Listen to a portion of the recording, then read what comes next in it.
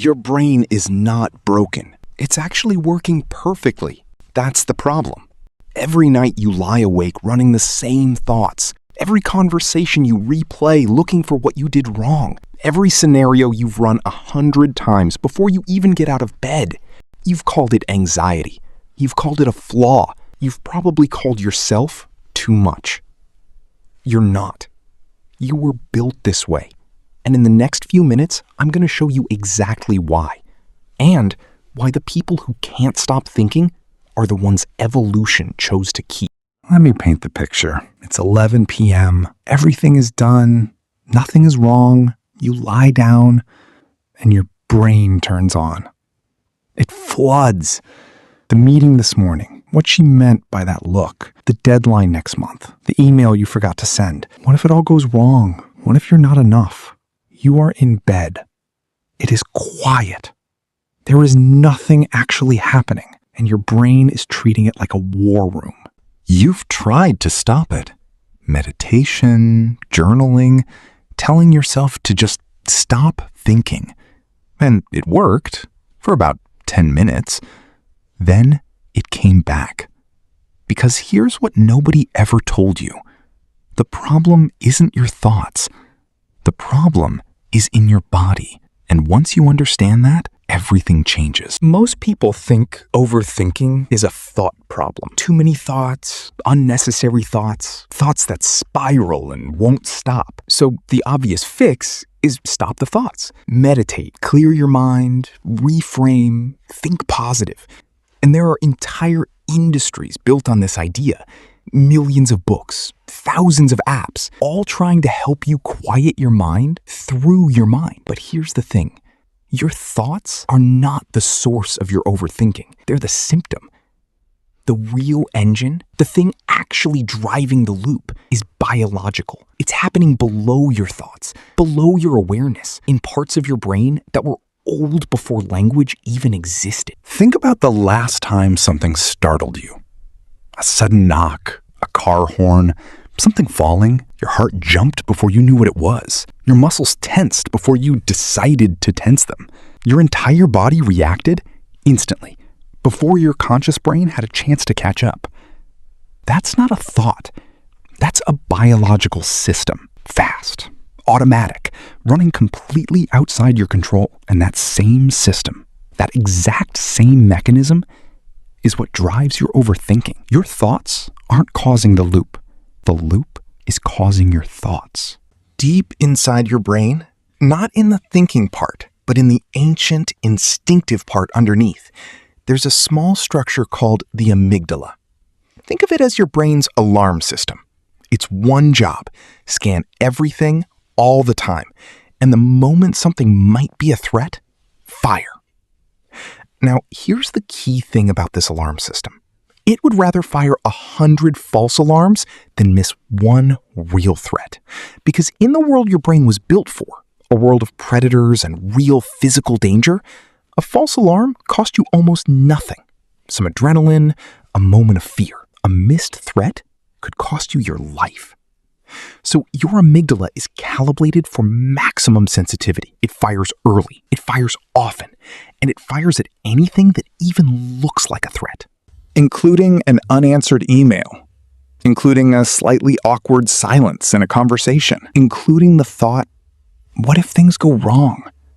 Your brain cannot reliably tell the difference between a predator and a social worry. Not symbolically, not metaphorically. Literally, the same alarm, the same response, the same flood of stress hormones, the same racing thoughts. A physical danger and an imagined one activate the exact same system. And once that alarm fires, your body releases a hormone called cortisol. Think of cortisol as your body's stay alert signal. It keeps your attention locked on the threat. It makes problems feel more urgent than they are. It primes your brain to remember every time something went wrong before. And most importantly for overthinkers, it keeps you awake. Because from your body's perspective, this is not the time to sleep. There's a threat. You need to stay alert until it's resolved. This is why overthinking is worst at night. Not because things are actually worse at night, but because cortisol has been building quietly all day, every small worry, every moment of tension. And at night, when the distractions disappear, it's still there, still signaling, don't stop yet. You haven't resolved this. Remember that 11 p.m. war room we talked about? This is exactly what's happening. Your amygdala is still on, your cortisol is still elevated, and your brain, because that's what a threat scanning system does, is generating thoughts, scenarios, and possibilities, looking for the thing it needs to resolve. Not because you're broken, because you're thorough. And here's one last piece of this picture, because it explains why willpower alone never works. There's a nerve running from your brainstem all the way down into your gut. It's called the vagus nerve. Think of it as the cable connecting your brain and your body. And here's the surprising part. Most of the signals on this cable travel upward, from your body to your brain, not the other way around, which means your emotional state isn't just created by your brain. It's constantly being shaped by what's happening in your body. When your body is in stress, heart rate up, muscles tight, breathing shallow, it sends signals up that cable to your brain that say something is wrong. And your brain, receiving those signals, keeps the alarm on. The loop isn't just in your head. Your thoughts and your body are feeding each other, each one telling the other, yes, keep going. Something's not right yet. That's the real overthinking loop. And understanding it, really understanding it, is the first step to working with it instead of against it. So here's the question. If the loop is physiological, if it lives in your body as much as your mind, how do you actually break it? Not by thinking harder. Not by telling yourself to calm down, because you've tried that, and your amygdala doesn't respond to reasoning. What it does respond to, what actually speaks to it in a language it understands, is your body. Remember that vagus nerve, the cable running from your brain to your body? It carries signals in both directions, which means you can send a signal upward, deliberately, consciously, to tell your nervous system that the threat has passed, that it's safe to stand down. And the most effective way to do that is almost embarrassingly simple. A long, slow exhale. Not just any breathing, specifically breathing out longer than you breathe in. When you exhale slowly, longer than your inhale, it directly activates the vagus nerve. It sends a signal up to your brain that lowers your heart rate, reduces cortisol, and begins to turn down the alarm. This isn't a relaxation trick. This is you speaking to your amygdala in the only language it actually listens to. Try it right now if you want.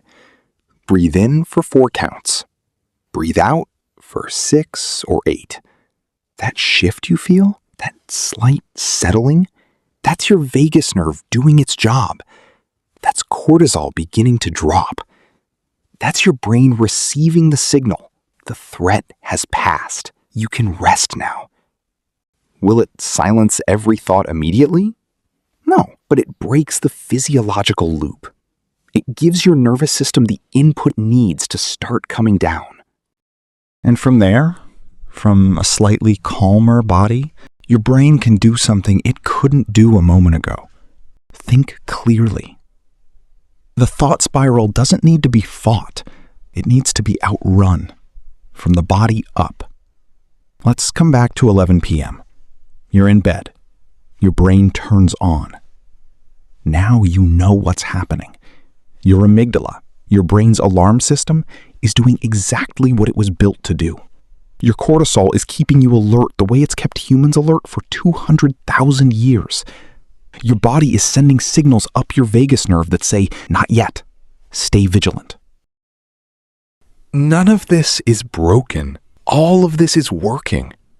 The people who couldn't stop thinking, the ones who lay awake running every scenario, who scanned the horizon even when there was nothing there, those were the people who survived, who made it through the things that caught everyone else off guard. You are not lying awake because something went wrong with you. You are lying awake because your brain is extraordinarily good at its job. The only problem is this. Your brain learned to protect you in a world that no longer requires this level of vigilance, and it doesn't know that yet. It's still out there, Still scanning, still doing everything it can to keep you safe. You don't have a broken mind. You have a loyal one.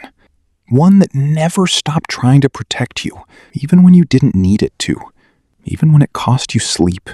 Even when it felt from the inside like something had gone terribly wrong. Nothing went wrong. You were built this way. And the brain that won't let you rest tonight is the same brain that has kept you going through everything that ever tried to stop you. That's built human. A new behavior decoded every week,